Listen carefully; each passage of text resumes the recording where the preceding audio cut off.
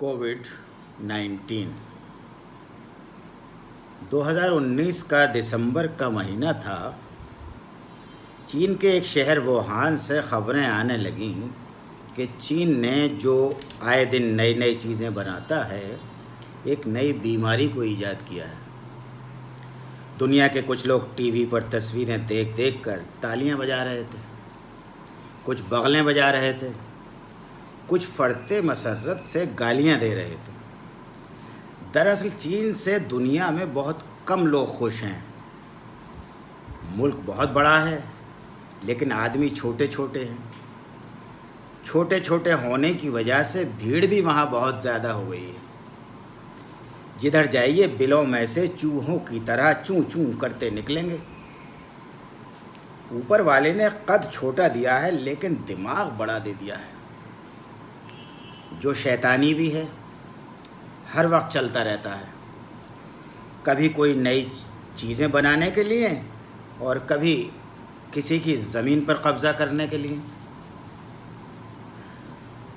इसकी इन्हीं बातों से दुनिया इससे खफा रहती है। पूरी दुनिया के बाज़ार पर कब्ज़ा कर रखा है। हर मुल्क, हर शहर में चाइना बाज़ार मिल जाएंगे। चीज़ सस्ती होगी, गारंटी एक दिन की नहीं होगी। लोग ये सोचकर ख़रीदते हैं कि जब ज़िंदगी की कोई गारंटी नहीं, तो चीज़ की गारंटी का क्या करना है। जब तक चलेगी चलेगी। चीन की बनाई हुई चीज़ें हर मुल्क में दरामद होती हैं और खूब बिकती हैं। स्वदेशी लोग बैठे रह जाते हैं और उनकी चीज़ें रखी रह जाती हैं।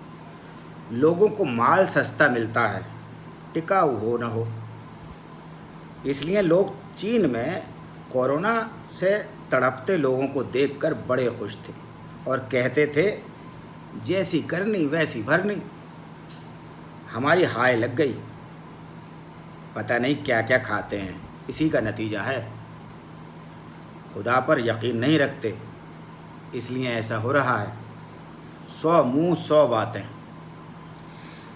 चीन की आदत है कि अपनी कोई चीज़ भी अपने मुल्क तक नहीं रखता, पूरी दुनिया में बरामद करता है। बस उसने कोरोना वायरस की भी बरामद शुरू कर दी। पहले बरामद की हुई अशिया सस्ती थी, अब कोरोना मुफ्त कर दिया। मुफ्त देखकर लोगों ने हाथों हाथ लिया। यहाँ तक कि चीन में कोरोना का स्टॉक ही ख़त्म हो गया। वो तो अपना माल तकसीम करके हाथ झाड़ कर बैठ गया। दूसरे ममालिक के लोग चाइना का माल देखकर टूट पड़े। लूट मच गई। हर मुल्क दिन ब दिन तादाद बढ़ाने की दौड़ में लग गया। रोज़ाना की ख़बरों में ऐसा लग रहा था कि ओलंपिक में हासिल करने वाले तमगों की तादाद बताई जा रही है कि कौन सा मुल्क कौन से नंबर पर है। कभी इटली नंबर 1 पर आया, कभी फ्रांस और जर्मनी ने आगे बढ़ने की कोशिश की, लेकिन आखिर में हुआ वही कि दुनिया के सबसे ताकतवर मुल्क अमेरिका ने सबसे अव्वल पोजीशन हासिल कर ली। हमारा मुल्क हिंदुस्तान भी माशाअल्लाह दुनिया के ताकतवर मुल्कों में शामिल है। किसी से पीछे क्यों रहता।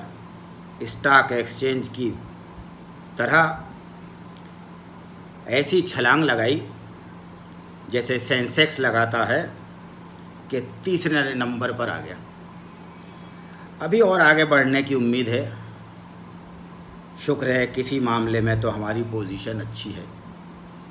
अमेरिका से आजकल हमारे ताल्लुकात अच्छे हैं। बराबरी करने या आगे निकलने पर वो नाराज़ भी नहीं होगा। हमने तो अपने मुस्तकिल हरीफ पड़ोसियों को भी पछाड़ दिया। उनसे ज़मीन भी छीन ली और कोरोना भी छीन लिया। सुना है 1918 में दुनिया में एक वबा आई थी, जिसकी वजह से आबादी की ग्राफ में काफ़ी गिरावट आई।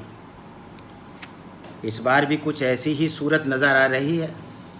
इसलिए सारे मुल्कों में मर्दमशुमारी का काम रोक दिया गया है। تاکہ کورونا سے بچنے والوں کا ہی شمار ہو سکے۔ خدا جانے دنیا کی کتنی آبادی کم ہو جائے۔ کبھی کبھی تو یہ خدشہ بھی ہوتا ہے کہ کرونا کی موجودگی اور لاک ڈاؤن کی پابندی کے سبب آبادی گھٹنے کے بجائے بڑھ نہ جائے۔ تحقیق سے پتہ چلا کہ کورونا وائرس موجود تو پہلے سے تھا، مشہور اب ہوا ہے۔ لیٹن زبان اس کی اصل ہے۔ نہ روم کے لوگ اپنی زبان اور لغت میں اسے شامل کرتے اور نہ یہ دنیا کے لیے مصیبت بنتا۔ غیر ملکی لفظ ہے، اس لیے تو قابو میں نہیں آ رہا۔ ہیضہ، طاعون، تپ دق، سرطان وغیرہ اپنے سے لگتے تھے، اس لیے سمجھا بجھا کر ان سے نجات کے راستے نکال لیے۔ کورونا تو قیصر روم کے خاندان سے ہے، نام بھی شاہانہ ہے۔ کورونا بمانی تاج، یعنی چاند کا ہالہ۔ چاند کا ہالہ تو سب کو پیارا لگتا ہے، چکور تو اس کے ارد گرد منڈلاتا ہے۔ اب یہ انسان کا تاج یا ہالہ بنا ہوا ہے۔ کسی چیز کی تعریف کرنا یا پسند کرنا ہی غلطی ہوتی ہے، گلے پڑ جاتی ہے۔ گھر میں بیوی کی ذرا تعریف کرو، فوراً بازار چلنے کی فرمائش ہو جائے گی۔ وہ کچھ دیر کے لیے آپ کو اپنا کورونا یعنی تاج بنائے گی اور خود ہالہ بن جائے گی، جس سے بغیر فرمائش پوری کیے نکلنا ناممکن ہے۔ موجودہ کورونا کی ولادت اور شناخت تو 1968 میں ہی ہو گئی تھی، لیکن اقتدار 2020 میں اس کے پاس آیا۔ جو کام سکندر نہ کر سکا وہ برطانوی حکومت کی طرح اس نے کر دکھایا۔ یعنی کورونا کے راج میں اب کبھی سورج غروب نہیں ہوتا۔ دنیا کے ہر خطے زمین پر اس کا اقتدار ہے اور دن بدن گرفت مضبوط ہوتی جا رہی ہے۔ روم کی سلطنت تو سمٹ گئی تھی، لیکن اس کا کورونا پوری دنیا میں پھیل گیا، جس کے خوف سے کھلی فضا اور سورج کی روشنی میں نکلنا بھی لوگوں نے چھوڑ دیا۔ ہم ہندوستانی تو سنسکرت کے کورونا یا تامل ناڈو کے کرونا ندھی یا فلمی دنیا کی کرینہ کپور کو جانتے تھے، جن کی مہربانیوں سے کبھی کسی کو کوئی نقصان نہیں پہنچا۔ لیکن یہ عجیب غیر ملکی کورونا آیا کہ لوگوں کا ناطقہ بند کر دیا، گھروں میں قید کر دیا۔ بے پردہ خواتین کو بھی حجاب پہننے کے لیے مجبور کر دیا۔ لوگ اپنے چاہنے والوں اور والیوں سے ملنا تو دور، ان کی تدفین میں شریک ہونے کے لیے بھی ترس گئے۔ کیا جواب دیں گے حشر کے میدان میں کہ میت پر بھی نہیں آئے، آخری وقت بھی منہ دیکھنے نہیں آئے، بلکہ زندگی میں بھی ماسک لگا کے منہ چھپائے پھرتے تھے۔ اللہ یہ دن دنیا والوں کو نہ دکھائے۔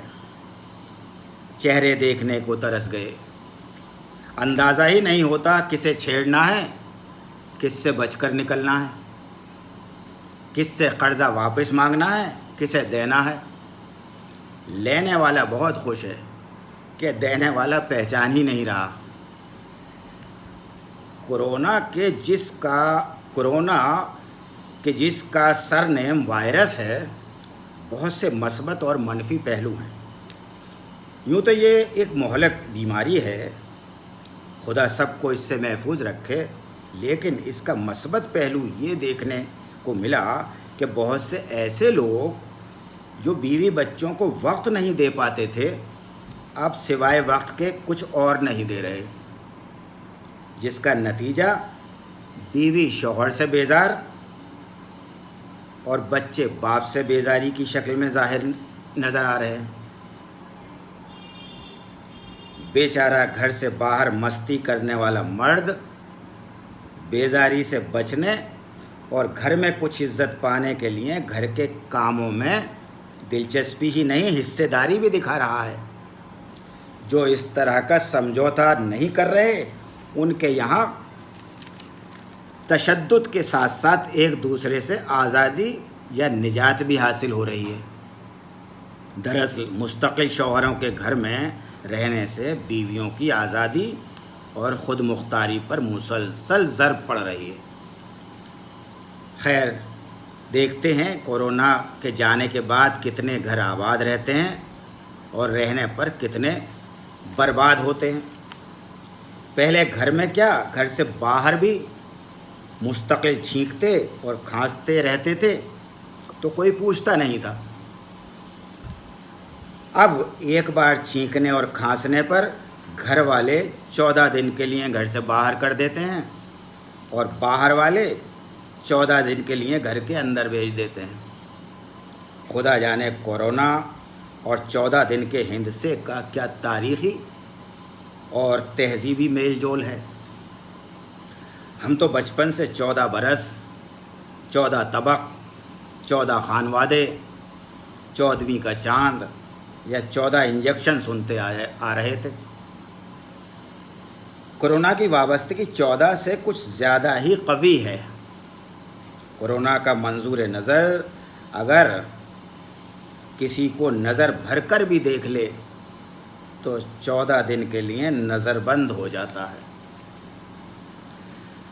کورونا وائرس، جس کا پیار کا نام سویٹ 16 کی طرح کووڈ-19 ہے، کی آمد سے ہمارے ملک میں ایک منفی اور تکلیف دہ پہلو تو یہ سامنے آیا کہ لوگوں کا کاروبار ختم ہو گیا، نوکریاں چلی گئیں، بے یار و مددگار عجیب حالات میں گھروں کو لوٹنا پڑا، بہت سے لوگ بھوک اور حادثات کا شکار بھی ہوئے۔